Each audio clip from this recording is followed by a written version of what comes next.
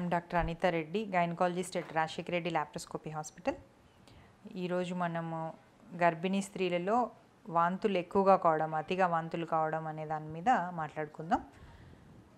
ప్రెగ్నెన్సీలో first 3 to 4 monthsలో vomiting sensation ఉండడము, vomitings అవడము అనేది చాలా కామన్. కాకపోతే ఏంటంటే ఎక్కువ అని ఎప్పుడు అనాలి దాన్ని. ఎప్పుడో ఒకసారి రోజులో 1 లేదా 2 సార్లు వామిటింగ్ అవడము, లేదంటే 2-3 రోజులకు ఒకసారి వామిటింగ్ కావడము, వామిటింగ్ ఫీలింగ్ ఉండడం అనేది normal. But more than 3 to 4 vomitings అవుతున్నాయి పర్ డే. ఇంకొకటి మదర్ బాగా వెయిట్ లాస్ అవుతుంది, అరౌండ్ 3 kgs వెయిట్ లాస్ ఉంది ఫస్ట్ 3 monthsలో అంటే ఇట్ ఈస్ కన్సిడర్డ్ అస్ హైపరెమిసిస్. హైపరెమిసిస్ అంటే అతి వాంతి. దీన్ని హైపరెమిసిస్ గ్రావిడేరం అంటారు. ఇది కొంతమందిలో ఉంటుంది, అందరిలో ఉండదు. మోస్ట్ కామన్లీ ఇది జెనెటిక్ ఉంటుంది. అంటే పేరెంట్స్లో కానీ సిస్టర్స్లో కానీ ఈ విధంగా హైపరెమిసిస్ ఉన్నప్పుడు వాళ్ళ పిల్లల్లో కూడా హైపరెమిసిస్ ఉండే అవకాశం ఎక్కువగా ఉంటుంది. ఎక్కువ ఫస్ట్ ప్రెగ్నెన్సీలో ఈ హైపరెమిసిస్ చూస్తుంటాం. రెండో ప్రెగ్నెన్సీ, మూడో ప్రెగ్నెన్సీలో అంత ఎక్కువగా వాంతులు ఉండవు.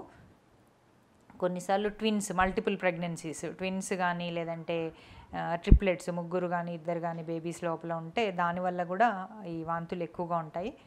కొన్నిసార్లు మదర్లలో ఉండే డిసీజెస్, లివర్ డిసీజెస్ కానీ, గ్యాస్ట్రోఇంటెస్టైనల్ డిసీజెస్ కానీ, కిడ్నీ డిసీజెస్ కానీ ఉంటే దాని కారణంగా కూడా వామిటింగ్స్ ఎక్కువగా ఉండే అవకాశం ఉంటుంది. సో వామిటింగ్స్ ఎక్కువగా ఉండడం వల్ల ఏమవుతుంది అంటే, వామిటింగ్స్ వల్ల ఏమవుతుందంటే మదర్ న్యూట్రిషన్ దెబ్బతింటుంది.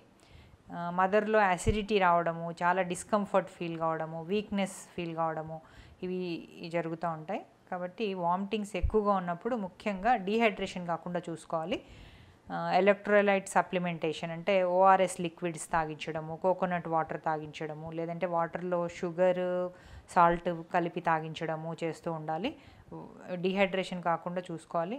అది కాకుండా యాంటీ ఎమిటిక్స్ ఉంటాయి కొన్ని, న్యాచురల్ రెమెడీస్ లైక్ అల్లము, వాము ఇలాంటివి కూడా ట్రై చేయొచ్చు. ఇది కాకుండా యాంటీ ఎమిటిక్స్ ఇస్తారు. మీకు హాస్పిటల్కి వెళ్తే డాక్టర్స్ వామిటింగ్స్ కాకుండా కొన్ని మెడిసిన్స్ ఇస్తారు.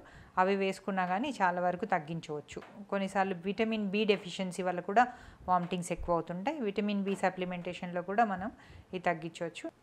వామిటింగ్స్ ఎక్కువ అవుతున్నప్పుడు కొంచెం మదర్కి రెస్ట్ ఇవ్వడం అనేది చాలా ఇంపార్టెంట్.